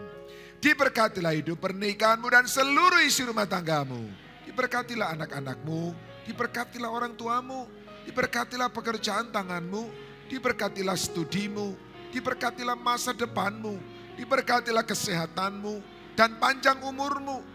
Diberkatilah keluar masukmu. Diberkatilah dengan berkat yang berlimpah-limpah dari Allah Bapa, Allah Putra, Allah Roh Kudus, yaitu berkat dalam nama Tuhan Yesus Kristus. Dan semua kita yang percaya diberkati, sama-sama kita katakan amin. Tuhan memberkati kita semua. Bapak Ibu silakan duduk sebentar saja, bersyukur kepada Tuhan di pada hari ini. Selesai dan bersyukur bisa keluar melalui pintu-pintu keluar terdekat. Tuhan memberkati, Tuhan menyertai kita sampai minggu yang akan datang.